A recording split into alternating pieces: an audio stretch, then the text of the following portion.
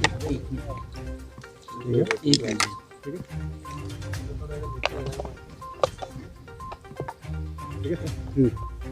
जो वैसे एक में मिनट आ रहे हैं क्या? सर, संगठन की चिंतन बैठक चल रही है और जिसमें संगठन के आने वाले समय के अंदर जो एक्टिविटी है उनको किस तरह से आगे बढ़ाए, इस दृष्टि से चिंतन बैठक की गई। साथ ही ब्रह्मा जी के मंदिर के दर्शन भी हुए और आज महापौर जी के पिताश्री जी का, ससुर जी का और हमारे जिला अध्यक्ष जी के पिताश्री का स्वर्गवास हो गया, तो यहाँ पर बैठना हुआ। मैं भगवान से प्रार्थना करता हूँ कि उनकी आत्मा को शांति प्रदान करे और परिवार को दुख सहन करने की क्षमता प्रदान करे। सर, महंगाई को लेकर एक बड़ा मुद्दा कांग्रेस लेकर चल रही है क्या? ऐसा है कि कांग्रेस देखा जाए तो आज राजस्थान के अंदर फेल हो चुकी है हर दृष्टि से। जो उन्होंने जनता से वादे किए थे वो भी पूरे नहीं किए। उन्होंने किसानों के संपूर्ण कर्जा माफ़ करने की बात की थी, वो भी नहीं किया। युवाओं को 35 रुपये बेरोजगारी भत्ता देने की बात की थी, वो भी नहीं की। और अभी जिस तरह से पेट्रोल और डीजल के भाव बढ़े थे और जिस गति के साथ बढ़ रहे थे, माननीय प्रधानमंत्री नरेंद्र मोदी जी ने सभी जगह जिस तरह से कम किया 10 रुपये डीजल के अंदर और पेट्रोल के अंदर भी 5 रुपये जिस तरह से कम किए हैं, लेकिन पूरे सभी राज्यों के अंदर जहां भारतीय जनता पार्टी की सरकार थी वहां पर वेट कम किया गया। और आज दूसरे चाहे पड़ोसी राज्य है, जहां हरियाणा के अंदर राजस्थान से 10-12 रुपये का रेट का डिफरेंस है, वहीं हरियाणा और गुजरात के अंदर भी डिफरेंस है।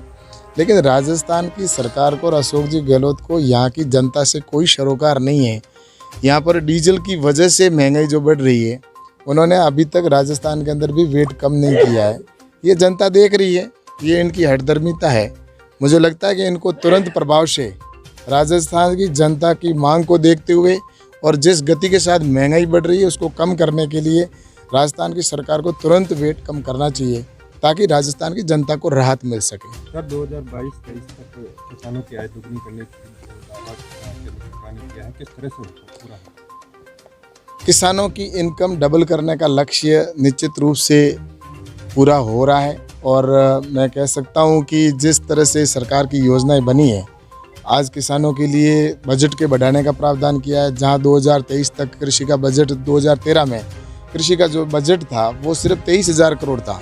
अब कृषि का बजट है वो 1,23,000 करोड़ है, जो इनसे 1,00,000 करोड़ अधिक है।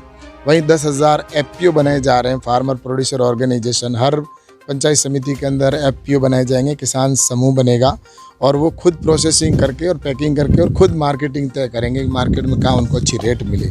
इस दृष्टि से 10,000 FPO बनाए जा रहे हैं। एग्रीकल्चर इंफ्रास्ट्रक्चर फंड के तौर पर 1,00,000 करोड़ का प्रावधान किया गया है, गाँवों के अंदर ही इंफ्रास्ट्रक्चर और खड़ा हो सके।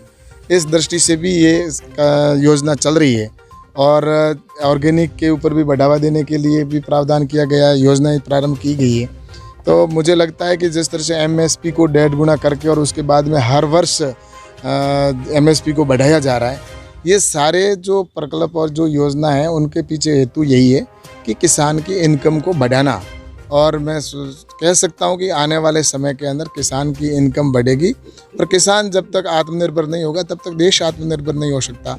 पूर्व की जो सरकारें रही, यूपीए की सरकार ने किसान के नाम पर राजनीति जरूर की, लेकिन उन्होंने किसान के हित की कोई ऐसी योजना नहीं बनाई जिससे कि किसान अपने आप को आत्मनिर्भर कर सके। लेकिन नरेंद्र मोदी जी के नेतृत्व के अंदर निश्चित रूप से ऐसी योजनाएं बनाई गई है कि गांव समृद्ध हो और किसान समृद्ध हो।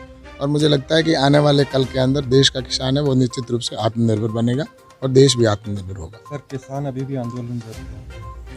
ऐसा है कि जो कानून बनाए वो किसानों की इनकम बढ़े, इसी दृष्टि को ध्यान में रखकर बनाए।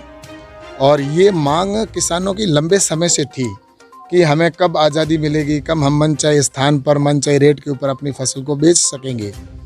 तो ये सारी चीज़ों को ध्यान में रखते हुए ही कानून बनाए और ये किसानों की स्वयं की मांग थी।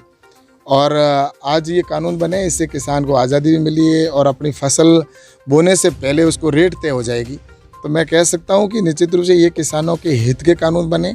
लेकिन जो यूनियन के नेता हैं जो इन कानूनों का विरोध कर रहे हैं वो सिर्फ राजनीति से प्रेरित हैं और किसान के कंधे का उपयोग करके, और राजनीतिक लोग चाहे कांग्रेस हो या अन्य पार्टियां हैं, वो किसान के कंधे का उपयोग करके अपनी राजनीतिक रोटियां सेकना चाहते हैं और निशाना साधना चाहते हैं, लेकिन उनको इसमें कोई सफलता नहीं मिलेगी, क्योंकि हिंदुस्तान की जनता है वह नरेंद्र मोदी जी के साथ है, नरेंद्र मोदी जी के विकास के साथ है, नरेंद्र मोदी जी की योजनाओं के साथ है, और देश का किसान इन कानूनों का समर्थन भी कर रहा है। सर, आपने कहा डीजल पेट्रोल राजस्थान में महंगा, यहाँ बिजली भी, मैंने कहा ना कि ये स्टेट का विषय है, और बिजली की भी जिस तरह से रेटें बढ़ रही है या जो बिल आ रहे हैं गांवों के अंदर, वो बिल भी बढ़कर आ रहे हैं। और उन्होंने तो कांग्रेस की जो सरकार राजस्थान में जो बनी है, उन्होंने ये भी कहा था कि जब सरकार में आएगी हम किसानों के लिए बिजली है वो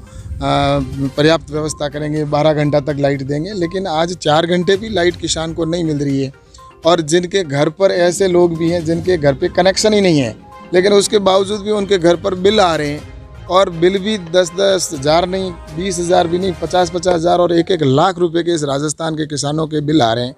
जो किसान के लिए मैं सोचता हूं कि आज उनको ऐसा लग रहा है कि हम खुद इस विद्युत की वजह से राजस्थान की सरकार ने जो व्यवस्था बिगाड़ रखी है और किसान इससे परेशान हो रखे हैं। तो मुझे लगता है कि इसका जवाब तो आने वाले समय में जनता देगी, और इस जो कांग्रेस की सरकार ने जो वादे किए वो उन्होंने पूरे नहीं किए। Thank you. चलो साथ बस